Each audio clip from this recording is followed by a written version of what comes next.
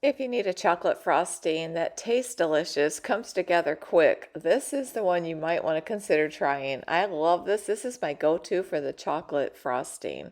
Recipe's right here on the back. I will stop this so you can screenshot. I'll try to leave it in the description.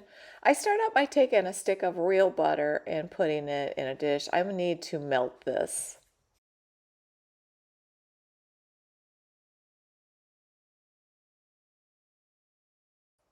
Then I just like to stir it and get the lumps broke up a little bit, and I'm going to need a third of a cup of milk next.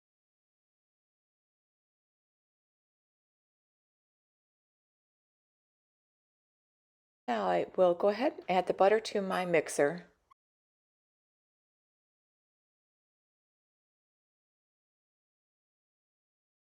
Now I will need 2/3 of a cup of cocoa.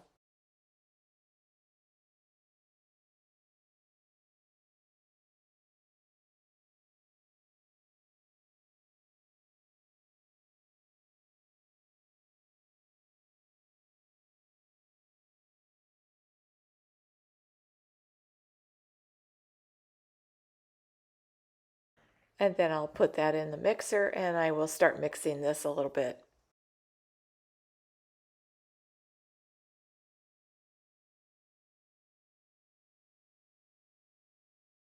I realized I had 4 different bags of powdered sugar, so I decided I'm going to use all these little bags up. I need 3 cups of powdered sugar for this recipe. I like to measure this way when I'm doing flour or powdered sugar, just keeping that right in the middle of the bowl and filling it up. That way you don't spill anything on the counter, and it just seems to work really well for me. Also, I just find it handy to just kind of cut the bag a little shorter. It seems to work better. Otherwise, you're reaching way in, and this just is so much better.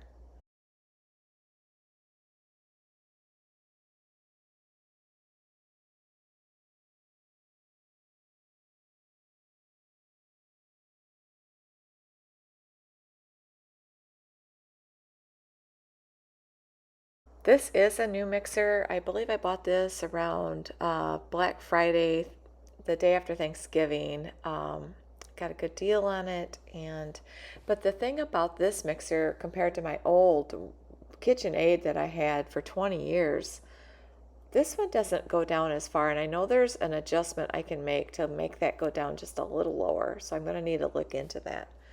What I'm doing here is I'm just adding my milk and my powdered sugar a little at a time until I get this incorporated.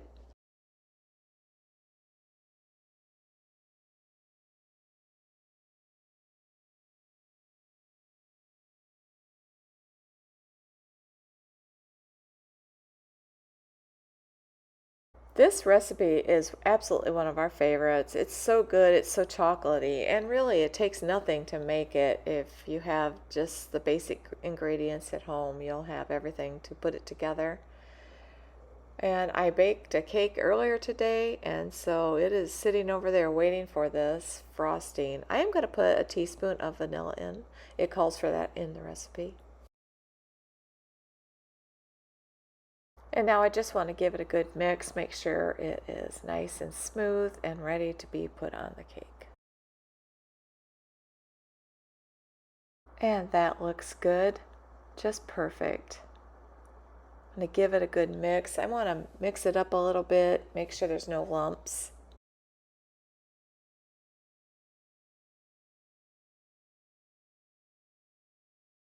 And that looks just perfect. I'm going to go ahead and dump this into a bowl and get ready to put my cake together.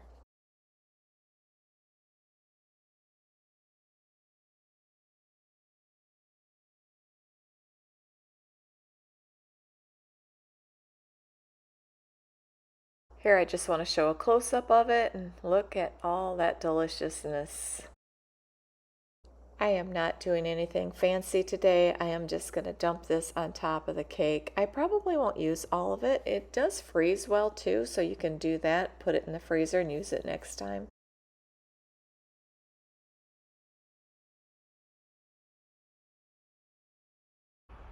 I like to get a little fancy with my cake and put a few sprinkles on. I feel like that makes it fun just to add a little bit of color to the top of it. There's so many different things you could do to it to decorate it, but this is fun.